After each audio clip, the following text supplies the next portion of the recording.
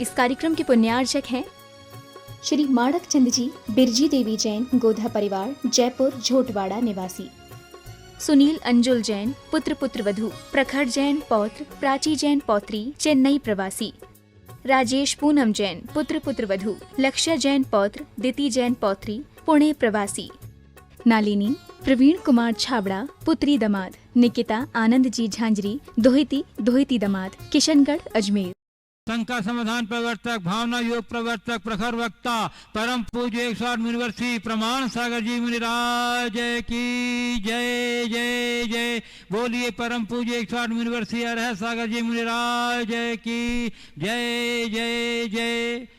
प्रिय दर्शकों, जिनवाणी चैनल एवं प्रमाणिक ऐप के माध्यम से प्रसारित होने वाले आज के मंगल में प्रातःकालीन कार्यक्रम से जुड़े सभी दर्शकों और श्रोताओं को सभी ने जय जिनेन्द्र, मंगल में सुप्रभातम। मैं आपको लिए चलूं जाप्यानुष्ठान की ओर। इसके पूर्व हम लोग सभी सामूहिक रूप से पूज्य देव के चरण कमलों में त्रिवार नमोस्तु निवेदित करते हुए उनके मंगल में आशीर्वाद से अपने को अभिषेक कर कृतार्थ करेंगे। तो चलिए हाथ जोड़िए, मस्तक झुकाइए और बोलिए मेरे साथ, नमोस्तु गुरुदेव, नमोस्तु गुरुदेव, नमोस्तु गुरुदेव। बोलिए यूनिवर्सिटी प्रमाण सागर जी महाराज की जय। ओम सम्यक दर्शनाय नमः। ओम सम्यक दर्शनाय नमः। ओम सम्यक ज्ञानाय नमः।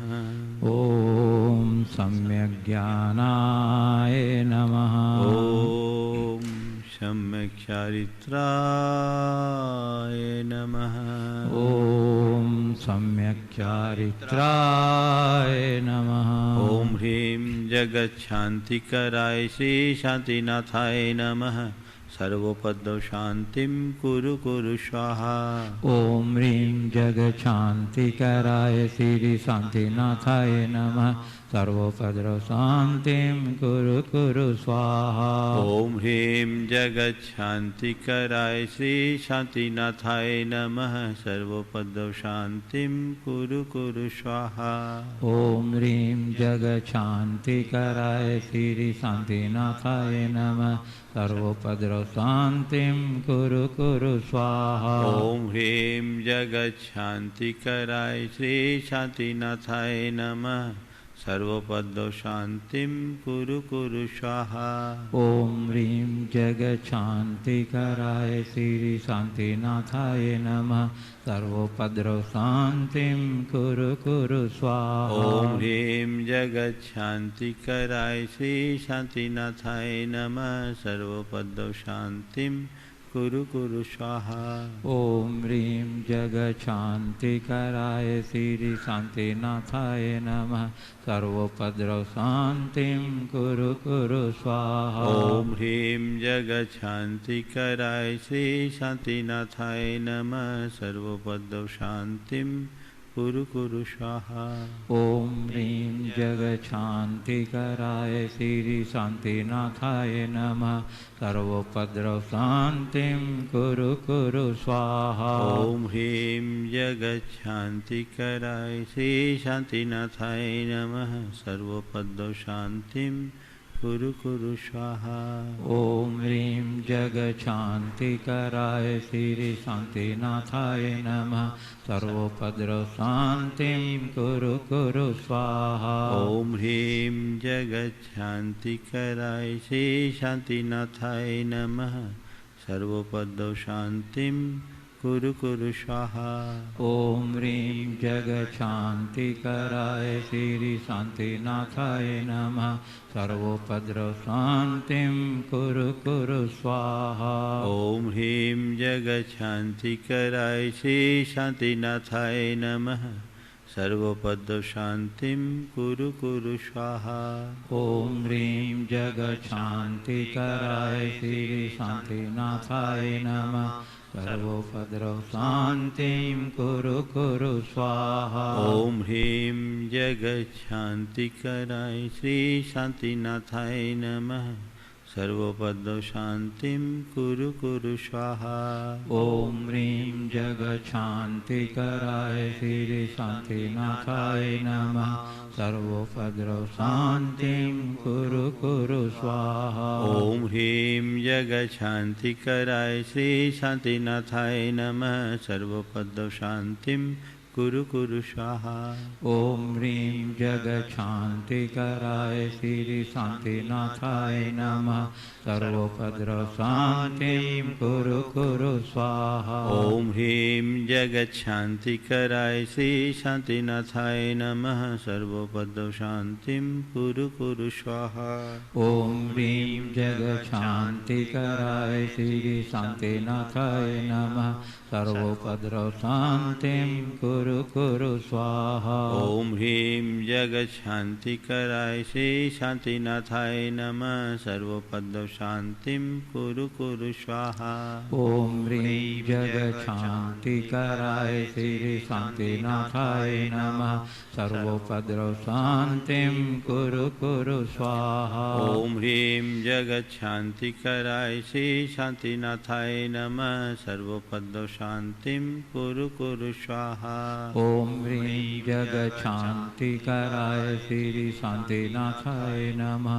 सर्वोपद्रवशान्तिं कुरु कुरु स्वाहा। ॐ ह्रीं जगच्छान्तिकराय श्री शान्तिनाथाय नमः। सर्वपदशान्तिं कुरु कुरु स्वाहा। ओम ह्रीं जगच्छान्तिकराय श्री शान्तिनाथाय नमः। सर्वोपद्रवशान्तिं कुरु कुरु स्वाहा। ॐ ह्रीं जगच्छान्तिकराय श्री शान्तिनाथाय नमः। सर्वपदशान्तिं कुरु कुरु स्वाहा। ओम ह्रीं जगच्छान्तिकराय श्री शान्तिनाथाय नमः।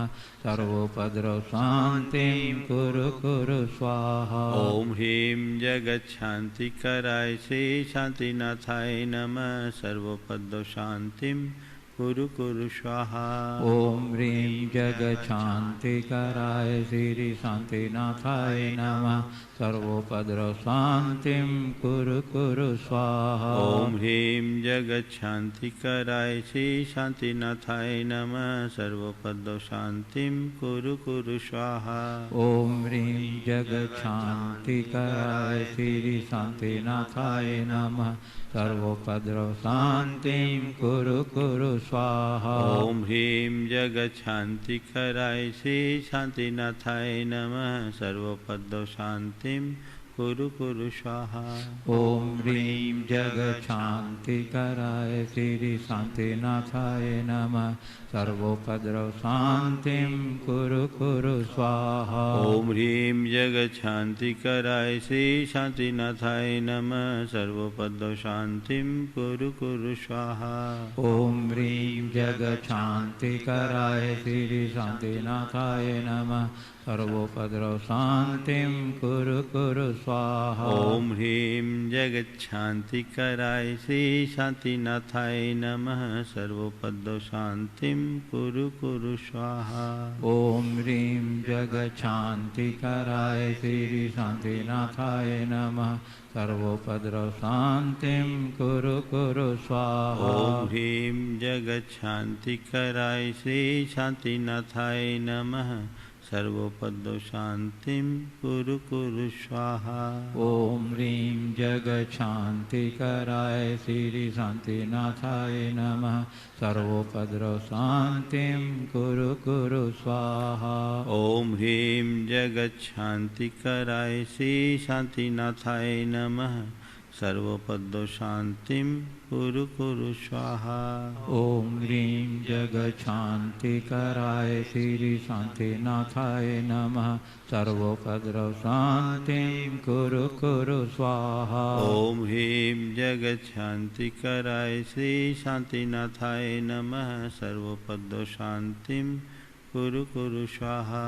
ओम ह्रीं जगत शांति कराय श्री शांतिनाथाय नमः सर्वोपद्रव शांतिं कुरु कुरु स्वाहा। ओम ह्रीं जगत शांति कराय श्री शांतिनाथाय नमः सर्वोपद्रव शांतिं कुरु कुरु स्वाहा।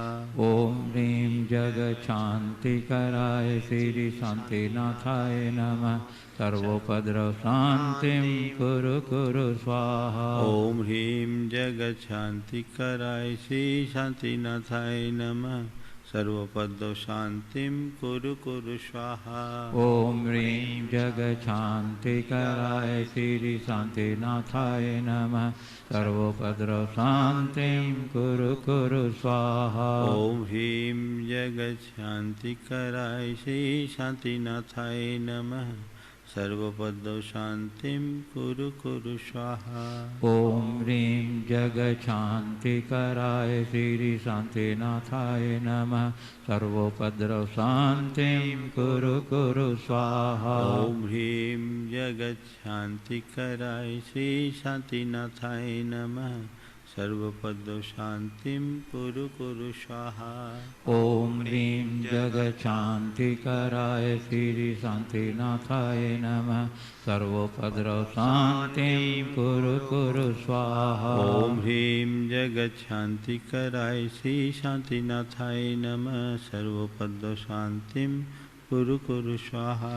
ओम ह्रीं जगत शांति कराय श्री शांतिनाथाय नमः सर्वोपद्रव शांतिं कुरु कुरु स्वाहा। ओम ह्रीं जगत शांति कराय श्री शांतिनाथाय नमः सर्वोपद्रव शांतिं कुरु कुरु स्वाहा। ओम ह्रीं जगत शांति कराय श्री शांतिनाथाय नमः सर्वोपद्रव शांतिं कुरु कुरु स्वाहा। ओम ह्रीं जगत शांति कराय श्री शांतिनाथाय नमः सर्वोपद्रव शांतिं कुरु कुरु स्वाहा। ओम ह्रीं जगत शांति कराय श्री शांतिनाथाय नमः सर्वोपद्रव शांतिं कुरु कुरु स्वाहा। ओम ह्रीं जगत शांति कराय श्री शांतिनाथाय नमः सर्वोपद्रव शांतिं कुरु कुरु स्वाहा। ओम ह्रीं जगत शांति कराय श्री शांतिनाथाय नमः सर्वोपद्रव शांतिं कुरु कुरु स्वाहा। ओम ह्रीं जगत शांति कराय श्री शांतिनाथाय नमः सर्वोपद्रव शांतिं कुरु कुरु स्वाहा। ओम ह्रीं जगत शांति कराय श्री शांतिनाथाय नमः सर्वोपद्रव शांतिं कुरु कुरु स्वाहा। ओम ह्रीं जगत शांति कराय श्री शांतिनाथाय नमः सर्वोपद्रव शांतिं कुरु कुरु स्वाहा।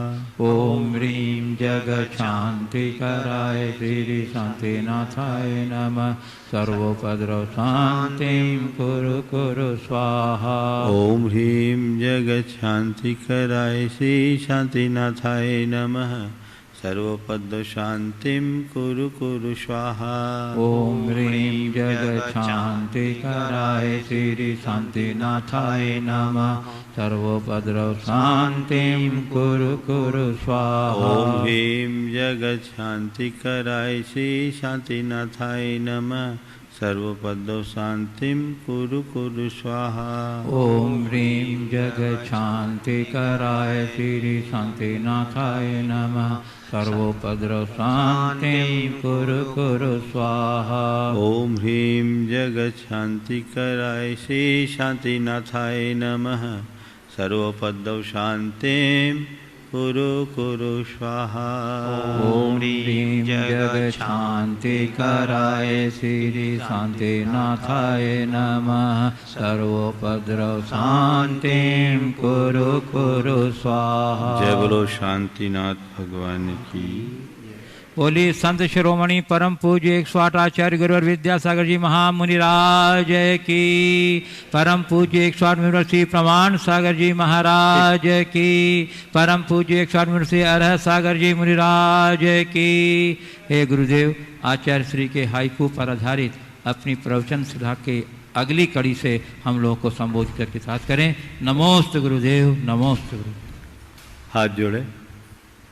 और मेरे साथ महामंत्र के स्मरण के लिए अपना मनस तैयार करें।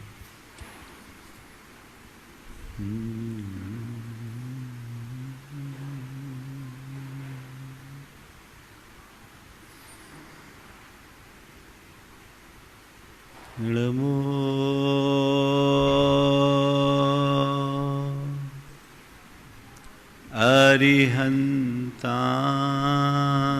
अरिहन्ताणं नमो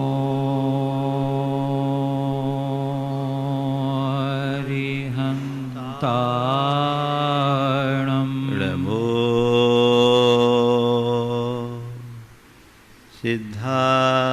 सिद्धाणं नमो सिद्धाय नमो आयर्याणं नमो आयर्याणं नमो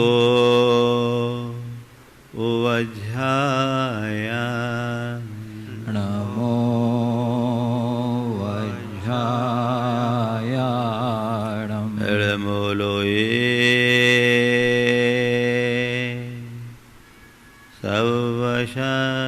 सवशाहुनं नमो लोये सवशाहुनम्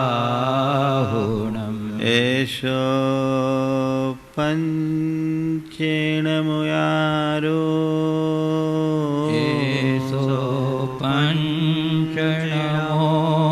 यारो सौवपावपणाशिनो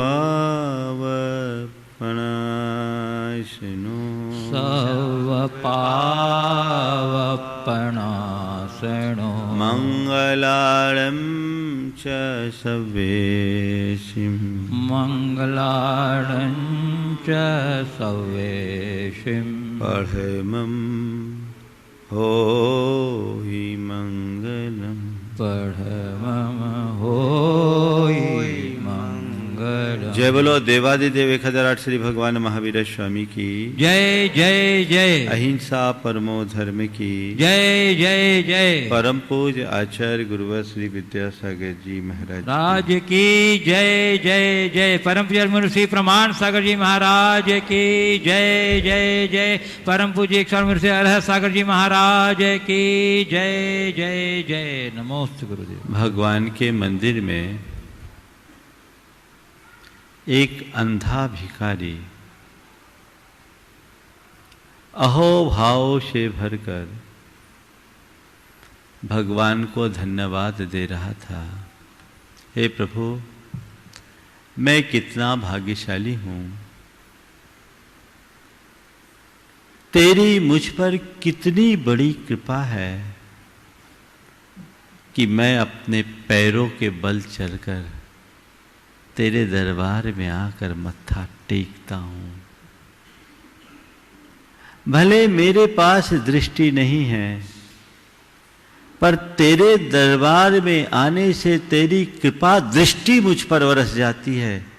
ये क्या कम है। सचमुच इस धरती का सबसे भाग्यशाली व्यक्ति मैं हूं। प्रभु, मुझ पर ऐसी ही कृपा बनाए रखना। उसके आने के तुरंत बाद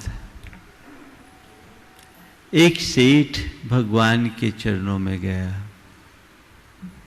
अब भगवान से शिकायतें करते हुए कहा, प्रभु तू कितना कंजूस है,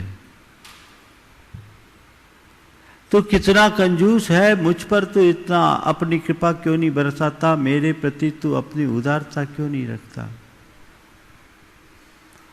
तूने मुझे विपुल धन तो दिया, फिर मेरा स्वास्थ्य ठीक नहीं रहता, मेरे स्वास्थ्य के विषय में क्यों नहीं सुनता। मेरी पत्नी है, सब कुछ अच्छा है, पर मुझे पुत्र दिया, पुत्री क्यों नहीं दिया। मुझे एक पुत्री भी चाहिए। तूने मुझे जितना धन दिया उससे ज़्यादा धन औरों को दे दिया। मैं तेरा भगत, तेरी सारी कृपा मुझ पर होनी चाहिए। मेरे दुखों का अंत कर।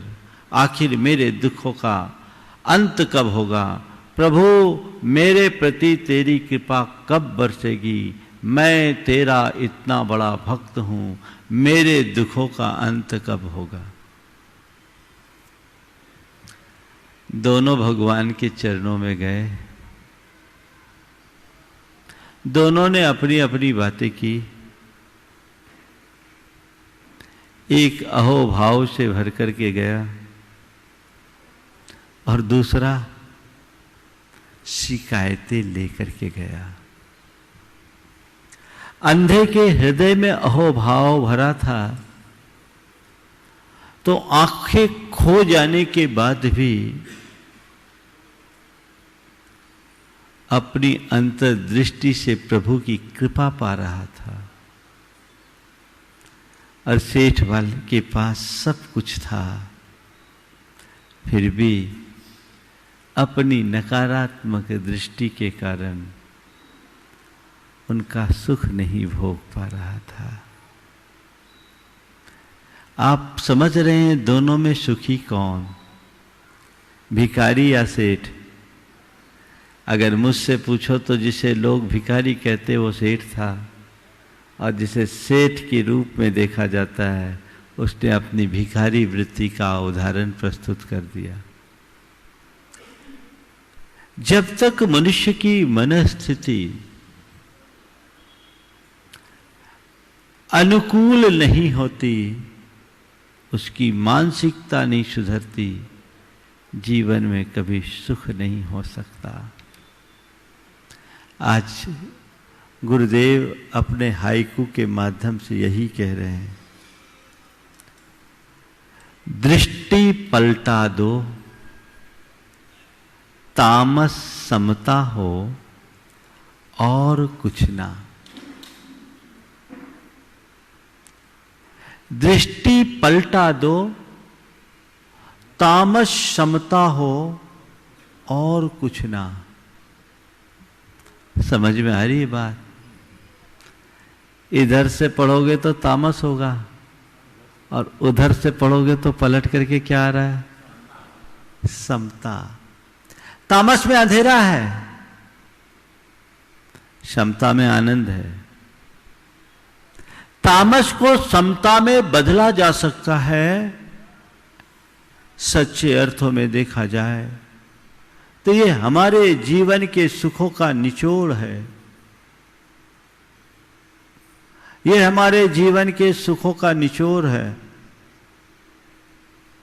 हम जैसी दृष्टि रखते हैं हमारा वैसा जीवन बनता है। हम अपने दुख को सुख में परिवर्तित कर सकते हैं यदि हमारी दृष्टि बदल जाए।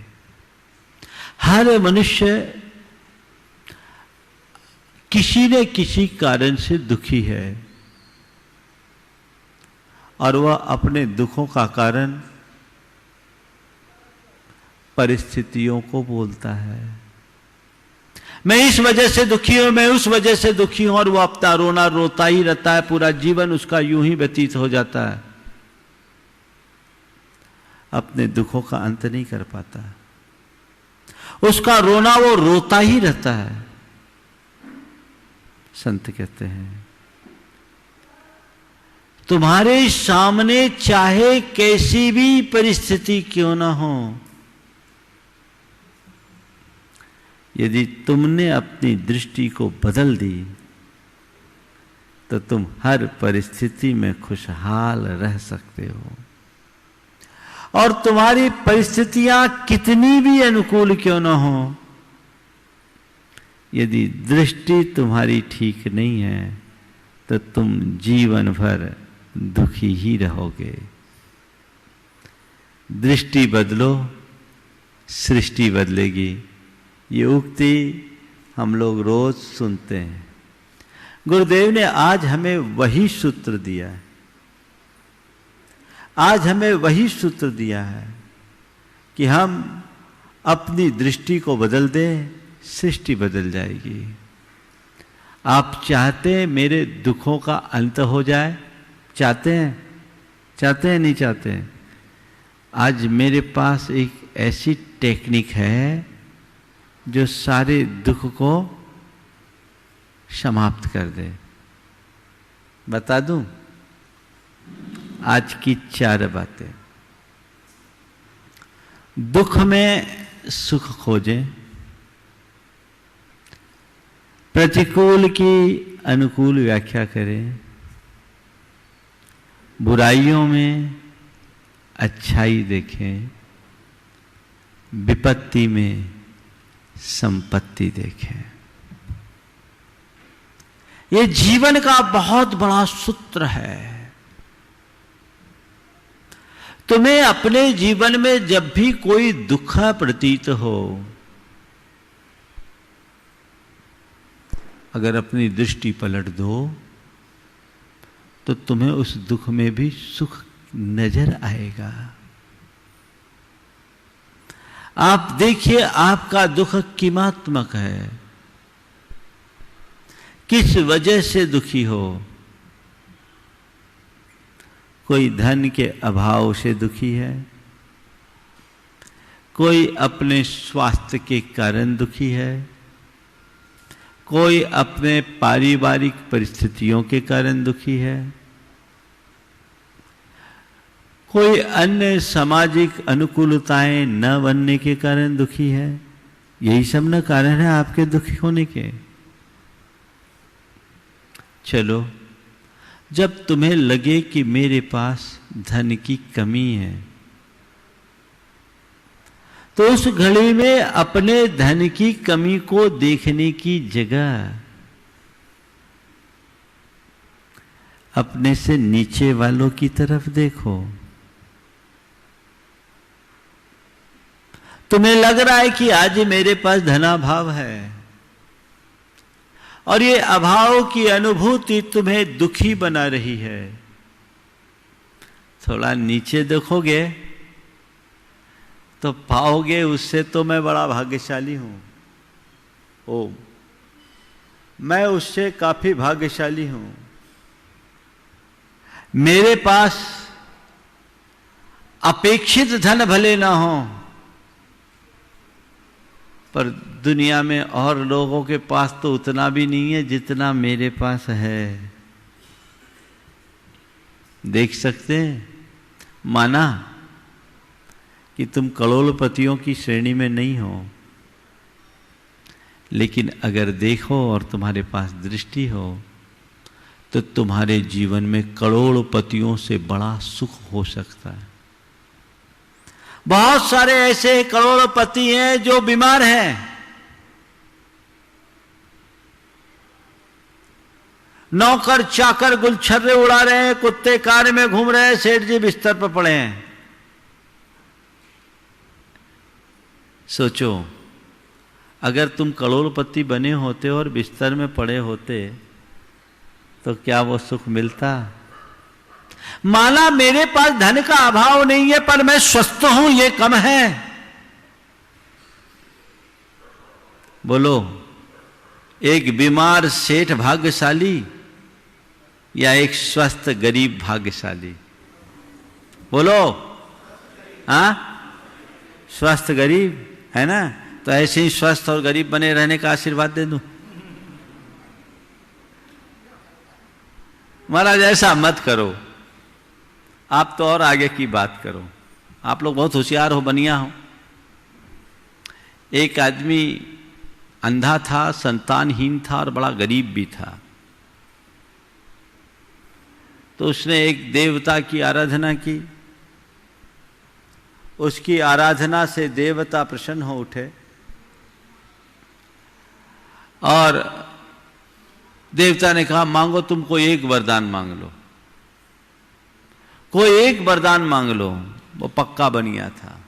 उसने कहा, एक ही वरदान? बोले हाँ, एक ही वरदान। बोले, एक ऐसा वरदान दे दो कि मैं अपने नाती को सोने की थाली में दूध भात खाता हुआ देखूं। मैं अपने नाती को सोने की थाली में दूध भात खाता हुआ देखूं। कितना होशियार था, तीनों बातें मांग ली। नाती मांगा तो बेटा भी आ गया, सोने की थाली आई तो संपन्नता आ गया, संपन्नता आ गई, और दूध भात खाता देखूं तो आंखें भी मांग लिया। होशियार लोग ऐसे ही करते हैं। आप चाहते हैं मुझे सब कुछ मिले, पर ध्यान रखो इस संसार में सब कुछ किसी को नहीं मिल सकता। किसी के पास कुछ होगा, किसी के पास कुछ होगा, किसी के पास बहुत कुछ होगा, पर सब कुछ इस संसार में न तो आज तक किसी को मिला है न मिल सकता है।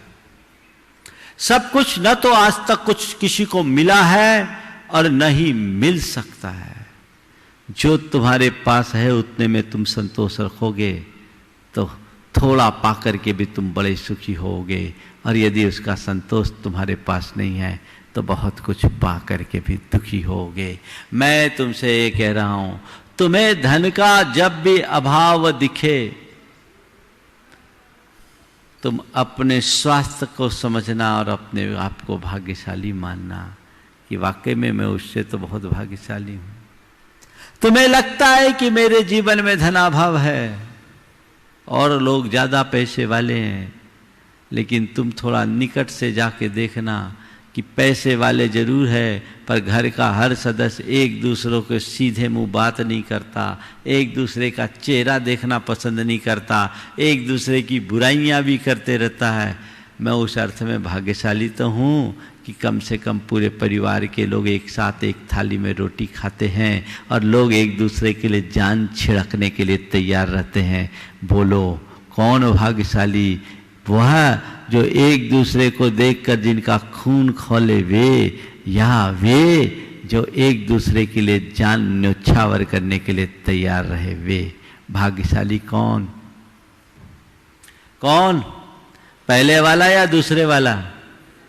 बोलो, तुम्हें क्या दिखता है? जब भी तुम्हारे जीवन में ऐसे प्रसंग घटित होते तुम्हें क्या दिखता है? तुमने जो पाया वो दिखता या जो औरों ने पाया वो दिखता है? क्या दिखता है? हमेशा दृष्टि रखो उसके प्रति जो तुम्हारे पास है, उस तरफ दृष्टि कभी मत दौड़ाओ जो तुम्हारे पास नहीं है। दृष्टि पलटा दो, तामस समता हो और कुछ ना। इस एक हाइकू में गुरुदेव ने जीवन का निचोड़ डाल दिया है। पूरा निचोड़ जीवन का सार है। दुख में सुख खोजो। और देखूं, अभी तुम्हें धन के अभाव का दुख दिख रहा था, लेकिन मैं तुम्हें तुम्हारे स्वास्थ्य के सुख का दर्शन करा रहा हूं। मैं तुम्हें तुम्हारे परिवार के सुख का दर्शन दिला रहा हूं। और उसके पास धन तो है पर अकल 1.5 पैसे की नहीं। आज तुम्हारे पास धन भले ना हो, पर तुम्हें तुम्हारे जीवन की हिताहित की उचित अनुचित की समझ है। बोलो, तुम अच्छे कि वो अच्छे? ये कितना बड़ा धन है तुम्हारे पास है? कभी इसका मूल्यांकन करने की कोशिश की? नहीं करते। मनुष्य को अपने जीवन में जिस चीज की कमी होती है वह अखरती है। वो ये नहीं देखता कि मेरे जीवन में उपलब्धियां कितनी है। और नीचे देख लो, तुम तो आज अपने धन के अभाव का रोना रो रहे हो। थोड़ा देखो, कम से कम तुम्हें मजूरी तो नहीं करनी पड़ रही है, तुम्हें रिक्शा तो नहीं चलाना पड़ रहा है, तुम्हें फुटपाथ पर तो नहीं सोना पड़ रहा है, तुम्हें किसी झुग्गी झोपड़ी में तो नहीं रहना पड़ रहा है। उनकी अपेक्षा भाग्यशाली हो कि नहीं? बोलो, हो ना? लाखों लोग फुटपाथ पर सोते हैं। लाखों लोग हैं जो अभावग्रस्त जीवन जीते हैं, झुग्गी झोपड़ियों में जीते हैं। लाखों लोग हैं जो अपना जीवन घोर दरिद्रता का सामना करते हुए बिताते हैं। मैं उनसे भाग्यशाली हूं कि नहीं? बोलो। तो बोलो, धन के अभाव का दुख अब तुम्हें कभी खलेगा? बोलो, हाँ खलेगा? अभी पहले ये बताओ, आज तक खलता था कि नहीं? खलता तो होगा। आज से दृष्टि पलटा दो, तामस समता हो और कुछ ना, बस इतना ही उपदेश। मुझे सकारात्मकता से देखना है, ये देखना है कि वाकई में मेरे पास क्या है। उस सकारात्मकता के साथ यदि मैं देखना शुरू करूंगा तो वो मेरे जीवन में एक बहुत बड़ी उपलब्धि बन जाएगी। तो दृष्टि पलटा दो, तामस समता हो और कुछ ना। याद कर लो बस, सब बदल जाएगा। सूत्र है, मुझे दुख में सुख खोजना है। आप ये क्षमता अपने भीतर विकसित कर सकते हैं। इसमें क्या लगता है, बोलो कुछ लगता है क्या? महाराज यही नहीं होता, बाकी सब हो जाता। तो रो, हम क्या करें? जीवन के दुखों की दवा तो केवल इतनी है। यदि इसका अनुपान कर लिया तो तुम्हारी खैर, और नहीं है तो तुम जानो। रास्ता यही है। मान लो तुम्हारे परिवार में अन्यों की अपेक्षा, मान लो तुम्हारा शरीर स्वस्थ नहीं है। दूसरे नंबर पर क्रम से आता हूं। कई लोग अपने बीमारी को लेकर के बड़े परेशान होते, बड़े दुखी होते। यहां भी होंगे लोग बीमार। कई लोग हैं जिनको अपने दिन की शुरुआत दवाइयों से करनी पड़ती है। बहुत सारे लोग अपनी बीमारियों से तंग आ जाते हैं, डिप्रेशन के शिकार बन जाते हैं। एक बार एक सज्जन, एक बहन जी आई, साथ में उसका भाई था। बोले महाराज इन्हें समझाओ, ये सुसाइड करना चाहती है। मैंने कहा क्या बात? बोले महाराज 10 साल हो गए, कोई इलाज काम नहीं करता है, बीमारी पकड़ में नहीं आ रही, पूरे शरीर टूटता है, बहुत दुख होता है, बहुत दर्द होता है, अब सहा नहीं जाता, मैं क्या करूं? मैंने कहा हद हो गई, तुम अपने आप को बीमार मानती हो?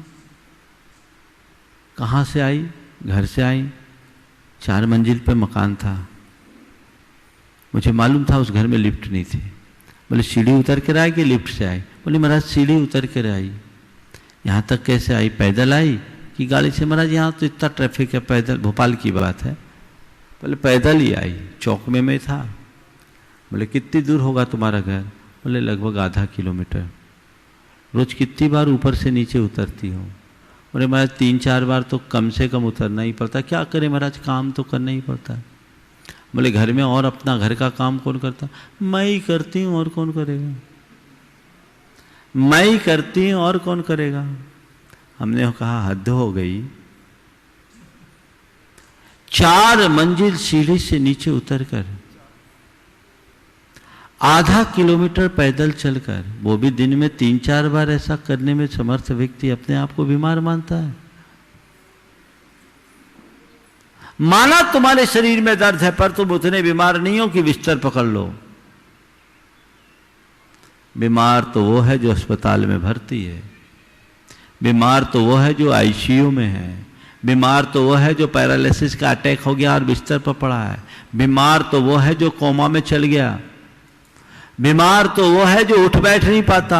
बीमार तो वो है जो चल फिर नहीं पाता। बीमार तो वो है जो बोल बता नहीं पाता। तुम उठ रहे हो, बैठ रहे हो, चल रहे हो, फिर रहे हो, बोल रहे हो, बता रहे हो, अपना काम कर रहे हो, फिर भी बीमार मान रहे हो। कहां बीमार? तन से ज्यादा तुमने अपने मन को बीमार बना लिया है। बंद करो आज से अपने आप को बीमार मानना। हमने कहा तुम तो भली छंगी, जाके देखो हमारे संघ की कई ऐसी यारिकाएं जिनका होमोग्लोबिन 4-5 है, और उसमें भी दीर्घ विहार, उपवास, केसलोच, प्रवचन, अपनी चर्या, स्वाध्याय, सारी क्रियाओं, उन सबका पालन, और तुमसे ज्यादा खुश। कहां बीमार? तुम्हारी जो बीमारी है उसका इलाज कराओ, लेकिन तुम्हारी मन की बीमारी का इलाज अभी मैं बता रहा हूं। और मन का इलाज होते ही तुम्हारी तन का इलाज अपने आप हो जाएगा, फिर तुम्हारी बीमारी अपने आप नियंत्रित हो जाएगी। तन की बीमारी बहुत जल्दी नियंत्रित होती है, मन की बीमारी को नियंत्रित कर पाना कठिन होता है। मैं आपसे कहता हूं, आप इस तरह की दिनचर्या निभाओ कि कोई बीमारी होए ही नहीं, और बीमारी हो जाए तो घबराइए नहीं, ये सोचिए कि कम से कम मैं इतना बीमार तो नहीं। मेरे संपर्क में एक ऐसे व्यक्ति हैं जिनको 9 बड़े बड़े ऑपरेशन हो चुके, 9 ऑपरेशन, उसमें स्पाइन का ऑपरेशन 2 बार हो गया, रीढ़ की हड्डी का 2 बार ऑपरेशन हो गया, हार्ट का ऑपरेशन हो गया, और अन्य ऑपरेशन हुए 9 ऑपरेशन। और ब्रेन में एक छोटा सा ट्यूमर भी हुआ। बीमार आदमी, लेकिन गजब का जज्बा, मेरे पास अक्सर आते हैं। उनके मित्र ने उनका परिचय कराते हुए पहली बार जब मेरे पास लेकर आए तो कहा कि महाराज इनको आशीर्वाद दो, ये बहुत बीमार हैं, 9 ऑपरेशन उनके हुए और कुछ न कुछ बीमारियां इनकी लगी रहती है। अस्थमा का भी उनको प्रॉब्लम था, तो चाहे जब इनको अस्थमेटिक अटैक आ जाता है। उस व्यक्ति ने जो बात कही सुनकर मजा आ गया। उन्होंने कहा महाराज ये मुझे बीमार बोलते हैं, मैं अपने आप को बीमार नहीं मानता, और मैं तो ये सोचता हूं कि भले कर्म के उदय से कुछ बीमारियां आई, पर मेरा इतना पुण्य है कि उसके इलाज का साधन तो मेरे पास है। आज मेरे पास धन है और मेरा पूरा परिवार मेरे साथ खड़ा है, इसलिए महाराज बीमारी का मुझे रंच मात्र दुख नहीं होता। मैं तो एक ही भावना भाता हूं, जब भी मेरा अंत हो समाधि पूर्वक हो, जब भी मेरा अंत हो समाधि पूर्वक हो। ये मेरी दृष्टि है। मैं आपसे पूछता हूं, ऐसा व्यक्ति दुखी होगा? दूसरा, बीमारी से पहले ही मर जाता है, भगवान कुछ है नहीं, महाराज आप ही आशीर्वाद दे दो, हम तो थक गए इलाज करा करा के, महाराज कब तक भोगना पड़ेगा, कितना सहना पड़ेगा। ऐसा ही न रोना रोगे, ऐसा ही रोना रोगे और क्या करोगे? संत कहते हैं ऐसा रोना रोने से कोई लाभ नहीं होने वाला। दुख में सुख खोजो, बहुत बड़ा सूत्र है। मेरा परिवार मेरे अनुकूल नहीं चलता, परिवार मेरे अनुकूल नहीं चलता, कोई मानता नहीं, बहुत दुखी। एक बार एक बहन जी आई, महाराज बहुत दुखी हूं, आके रोने लगी। क्या बात है भाई? बोले महाराज क्या बताऊं, हमारे ये हैं ना, नाम नहीं ली, बोले हमारे ये हैं ना, वो महाराज बिल्कुल धर्म नहीं करते, हमारी तो सुनते ही नहीं है। महाराज मैं थक गई कहते कहते, पर उन पर तो जरा भी जू भी नहीं रेंगती। महाराज बहुत दुख होता है, मैं मायके में थी, सब धर्म मेरे घर में कितना धर्म होता था, पर महाराज ये तो धर्म के नाम ही नहीं सुनना चाहते। महाराज जी आपका चातुर्मास हुआ, बड़ी उम्मीद थी कि कहीं आपके संपर्क में आकर वो बदल जाए, पर महाराज जी 2 महीना बीत गया, अभी तक तो उनने नाम भी लेना पसंद नहीं किया। महाराज क्या होगा मेरा? चुपचाप से उसकी बात सुनी। हमने कहा अच्छा है, तुम्हें इस बात का दुख है कि तुम्हारा पति धर्म नहीं करता, ये बताओ तुम्हें धर्म करने से तो नहीं रोकता? नहीं महाराज मुझे तो पूरी छूट है। महाराज उस मामले में तो कोई दिक्कत नहीं, मैं रोज शंका समाधान में आती हूँ ना, अपने हाथ से निकाल कर खाना खा लेते हैं। महाराज वैसे तो बहुत सीधे हैं। अच्छा कोई शराब वराब तो नहीं पीते? नहीं महाराज सुपारी भी नहीं खाते, सुपारी भी नहीं खाते। अच्छा तुमसे लड़ाई झगड़ा? नहीं महाराज कभी नहीं, मैं ही उनसे लड़ते रहती हूं। वो तो कभी मुझे तेज भी नहीं बोलते। अच्छा, तुम्हारी भावनाओं का कद्र, मैंने बिल्कुल, मैं कुछ भी बोलती हूँ, इधर बोलती नहीं उससे पहले मेरा काम हो जाता है। तुम्हारे रिक्वायरमेंट बोले फुलफिल, कोई कमी नहीं। कमाई धमाई कैसे? महाराज नंबर 1 की है महाराज, और मामलों में तो देवता है, और मामलों में तो देवता है, पर महाराज थोड़ा यही बहुत दुख होता है। हमने कहा एक काम करो, भगवान के चरणों में एक श्रीफल चढ़ाओ और भगवान से कहो प्रभु बड़े पुण्य से ऐसा पति मिला, अगले जन्म में भी ऐसा ही पति मिले। महाराज ये क्या? हमने कहा भगवान के पास जाकर एक नारियल चढ़ाओ और भगवान से कहो प्रभु बड़े पुण्य से ऐसा पति मिला, अगले जन्म में भी ऐसा पति मिले। महाराज ऐसा आप क्या बोल रहे हैं? हम बोले ये बताओ, तुम्हारा पति खुद धर्म नहीं करता, तुम्हें धर्म से रोकता, तो तुम्हारा पति अन्य पतियों की तरह तुमसे शराब पी के लड़ाई झगड़ा करता होता, तो तुम्हारा पति तुम्हारी भावनाओं की कदर नहीं किया होता, तो तुम्हारा पति कमाऊ नहीं होता, तो तुम्हारा पति तुम्हारे रिक्वायरमेंट को पूरा नहीं किया होता, तो केवल एक ही ना माइनस पॉइंट है, बाकी तो प्लस है। तुम अपना धर्म करो और अपने जीवन को आगे बढ़ाओ। महाराज ऐसे तो हमने कभी सोचा ही नहीं। हमने कहा तुमने पूरे गांव में अपनी पति की बुराई की, और ध्यान रखना बुराई से अच्छाई कभी नहीं पनपती। तुम जिस चीज को लेकर दुखी हो रहे हो उसी में थोड़ी गहराई से सोचो, तुम्हें सुख की अनुभूति होने लगेगी। खोज सकते आप दुख में सुख? बोलो।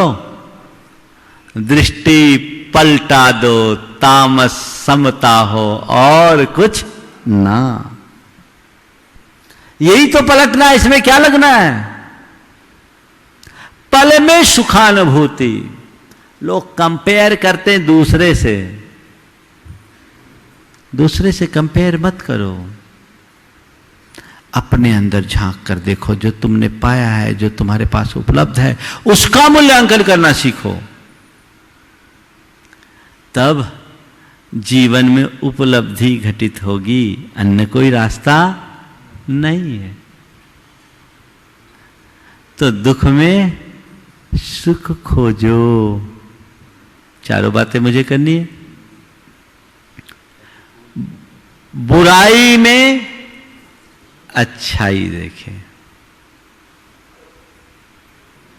कोई भी बुरा प्रसंग घटे, उसे आप सकारात्मक दृष्टि से देखने की कोशिश करें। ऐसा तो किसी के बस का नहीं है कि कुछ बुरा घटे ही ना, है क्या? महापुरुषों के जीवन में भी दुप्रसंग घट जाते हैं। हमारे तुम्हारे सबके जीवन में बुराइयां घट सकती है। अब मुझे उसमें अच्छाई देखना है। बुराई किस तरीके की? कोई नुकसान हो गया, नुकसान हो गया, नुकसान तो बुरा है ना? नुकसान बुरा है निश्चित। सामान्य व्यक्ति थोड़े से नुकसान से बहुत ज्यादा दुखी होता है, और समझदार व्यक्ति बड़े बड़े नुकसान से भी नसीहत ले लेता है। बड़े बड़े नुकसान से नसीहत लिया जा सकता है। मेरे संपर्क में एक व्यक्ति, जिनको कारोबार में बेटा जब आया, गलत पॉलिसी अपनाई, नुकसान हो गया। बेटे का मन विचलित हो गया। वो इस बात को लेकर हताश हो गया कि शायद मेरे भाग्य में कुछ है ही नहीं। उसके पिता ने उसको बुलाया, बोला बेटा घबरा मत, व्यापार है, ऐसा होता ही है। तेरे को जो नुकसान हुआ तो उस नुकसान को देख रहा है, अब मैं ये देख रहा हूँ नुकसान हुआ पर इतना भाग्यशाली हूँ कर्जा नहीं चढ़ा। नुकसान हुआ कर्जा तो नहीं चढ़ा। अगर हम समय रहते नहीं संभलते और यही स्थिति होती, गड्ढा बढ़ता जाता और नुकसान बड़ा हो जाता, तो शायद हम उसकी भरपाई करने में भी समर्थ नहीं होते। कम से कम इतने भाग्यशाली तो हैं कि नुकसान हुआ पर उतना नहीं हुआ। आप ऐसा सोच सकते हैं, कर्ज नहीं चढ़ा। लेकिन लोग हैं, नुकसान होने की बात तो जाने दो, फायदा कम हो तो उसे नुकसान गिनने लगते हैं।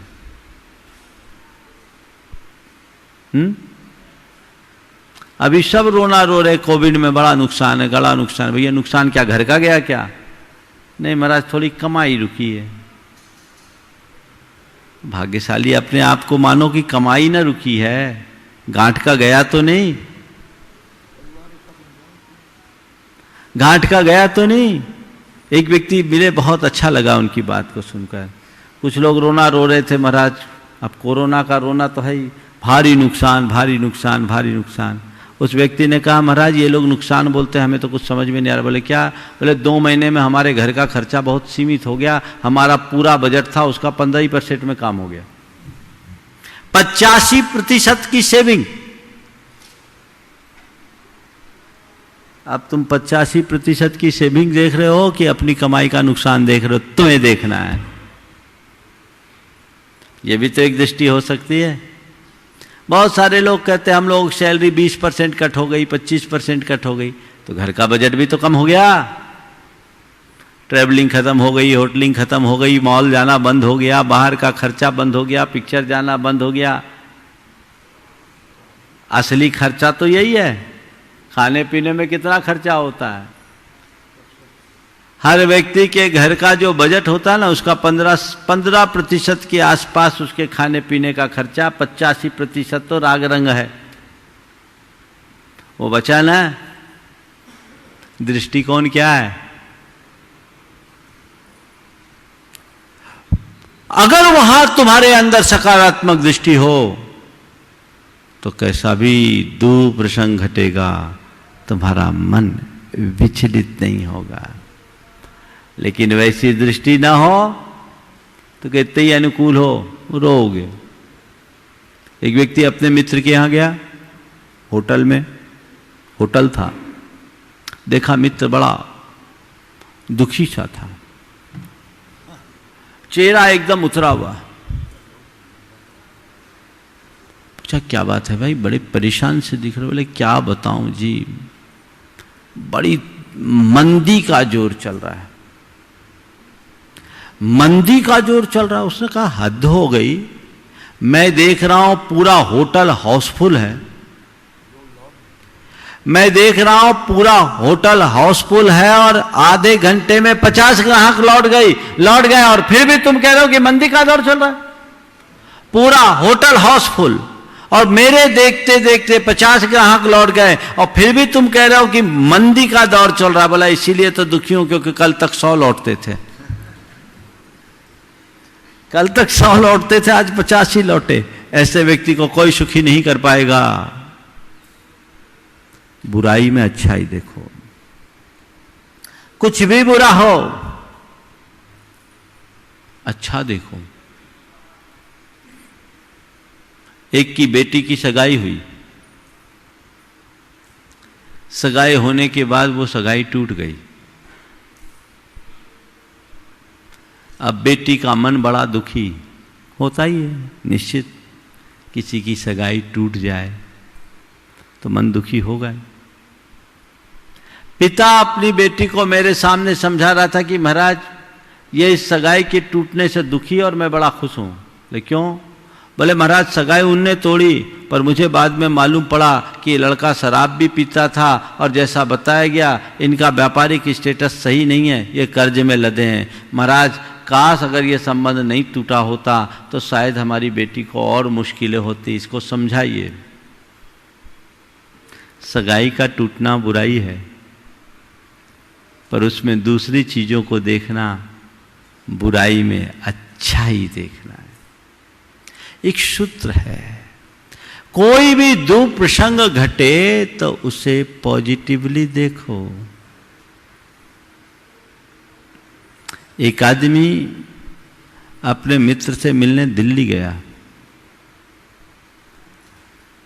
एक साइकिल वाले ने धक्का मारा, मित्र गिर पड़ा, पैर छिल गए। उठा और साइकिल वाले की पीठ ठोकी। उठते ही साइकिल वाले की पीठ ठोकी। आगंतुक मित्र ने कहा, हद हो गई, ये गांधीगिरी कहां से सीख ली? उसने तुम्हें धक्का मारा, नीचे गिराया और तुम उसकी पीठ ठोक रहे। बोले तुम्हें नहीं मालूम, मैं इस आदमी को पहचानता हूं। वो रोज ठीक इसी समय यहां से ट्रक लेकर गुजरता है।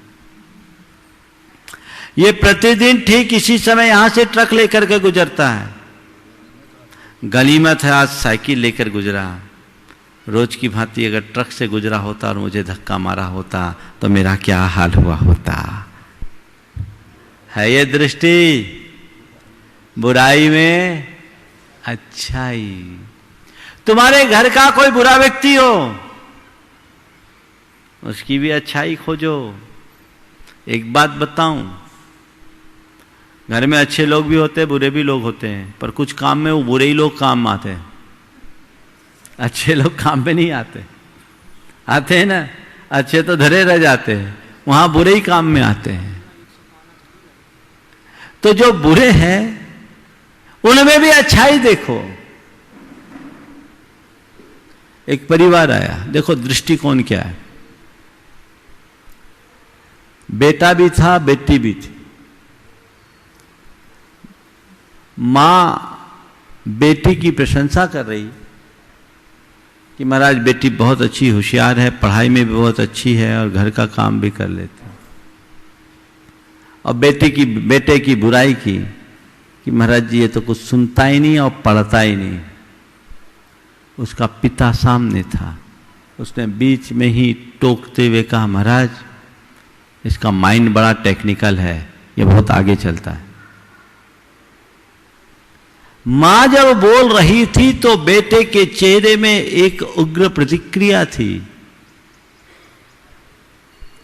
पिता के कहने पर कि इसका टेक्निकल माइंड है, बड़ा तेज चलता है टेक्निकल कामों में। बेटा थोड़ा नॉर्मल हुआ। माना किसी में 10 बुराई हो पर एक अच्छाई तो होगी। उस अच्छाई से उसका आकलन करो। मुझे पूरी बातें करनी है, 9:30 बज गए, 10 मिनट अभी और चलेगा। बुराई में अच्छाई देखो, ये सूत्र है। प्रतिकूल की अनुकूल व्याख्या करो।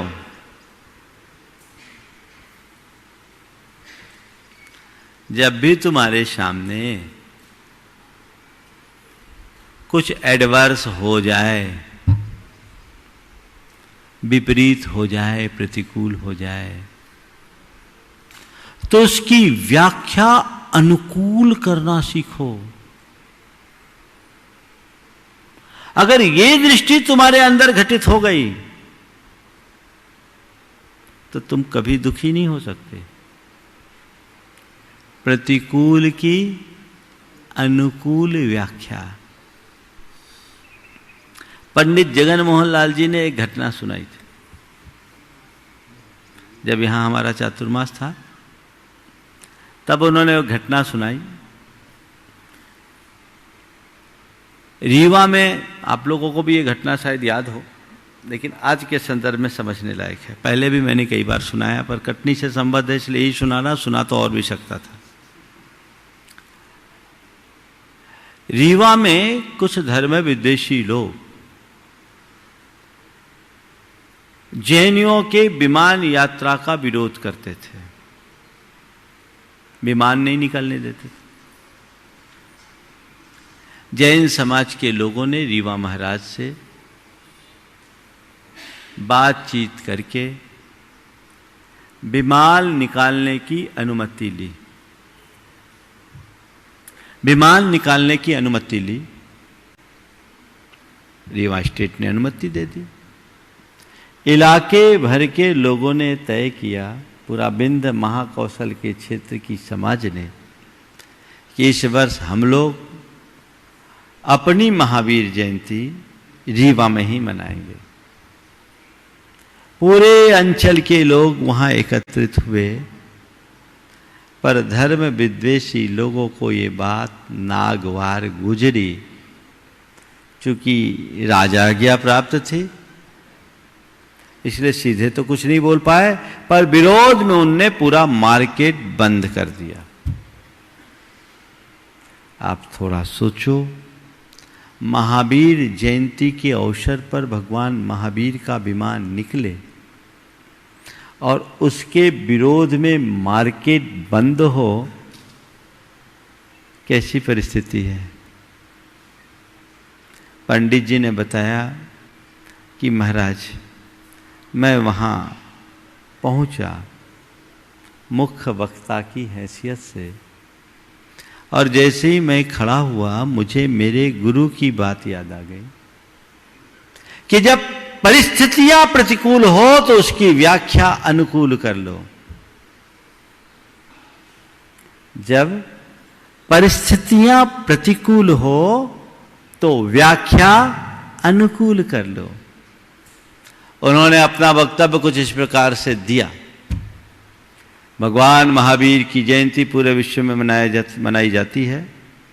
सारे विश्व में जहाँ जहाँ भगवान महावीर के अनुयायी हैं सभी महावीर जयंती मनाते हैं, पर आज रीवा में जैसी महावीर जयंती मनी वैसी न तो विश्व में कहीं मनी है, न मन सकती है, न भूतो न भविष्यति।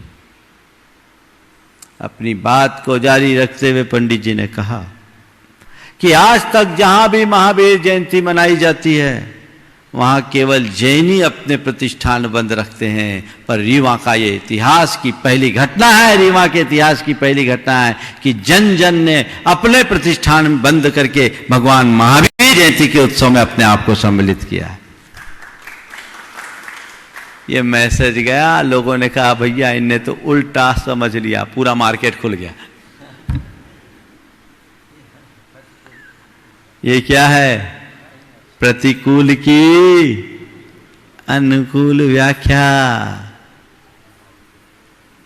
जब भी तुम्हारे सामने ऐसे प्रतिकूल प्रसंग आए अपना एंगल चेंज करो, दृष्टिकोण बदलो और उसकी व्याख्या अनुकूल करना शुरू कर दो। जीवन में आनंद और आनंद ही होगा। फिर कुछ कहने और करने की आवश्यकता शेष नहीं रहेगी। तो प्रतिकूल की अनुकूल व्याख्या करना सीखें, ये सूत्र है और आप बहुत इसमें समझदार हो इसकी व्याख्या करने में। मैं ज्यादा नहीं बोलूंगा, मेरा समय हो रहा है। आखिरी, विपत्ति में संपत्ति देखें।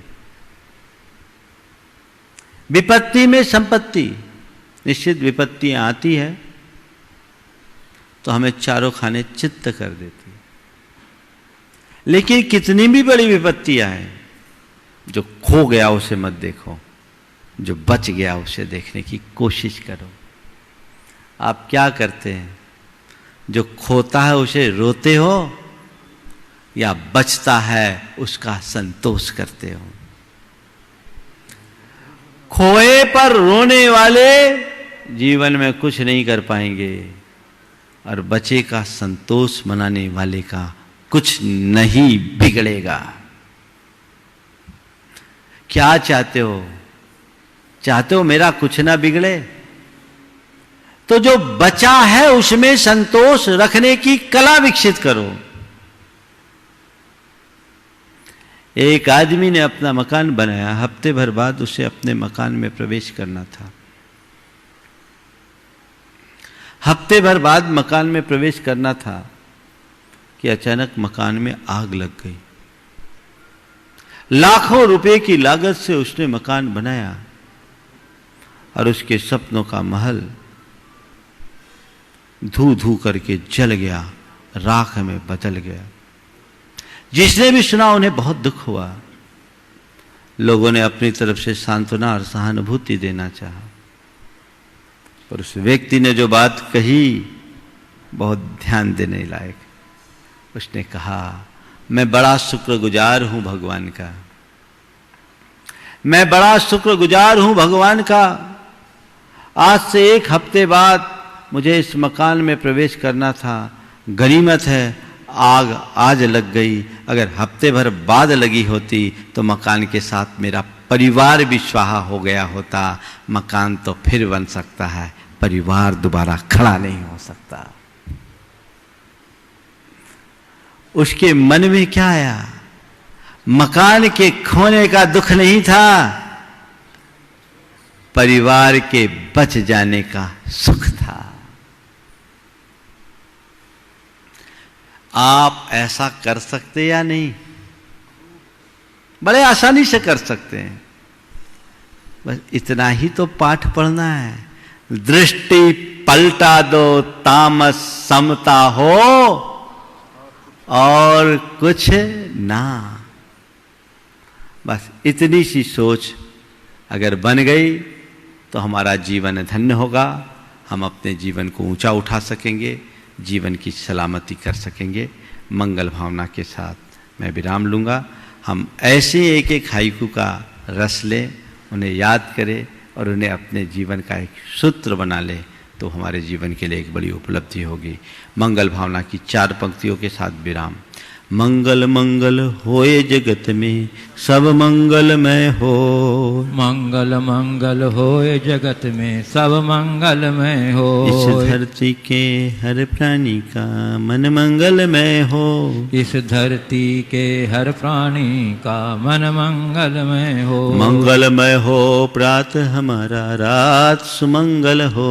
मंगलमय हो प्रातः हमारा, रात सुमंगल हो। जीवन के हर पल हर क्षण की बात सुमंगल हो। जीवन के हर क्षण हर पल की बात सुमंगल हो। घर घर में मंगल छा जावे, जन जन मंगल हो। घर घर में मंगल छा जावे, जन जन मंगल हो। इस धरती का कण कण पावन ओ मंगलमय हो। इस धरती का कण कण पावन ओ मंगलमय हो। सब जग में मंगल मंगल होए, जगत में सब मंगलमय हो। मंगल मंगल होए जगत में सब मंगलमय हो। इस धरती के हर प्राणी का मन मंगल में हो। इस धरती के हर प्राणी का मन मंगलमय हो। सब जग में मंगल बढ़े, सब जग में मंगल बढ़े।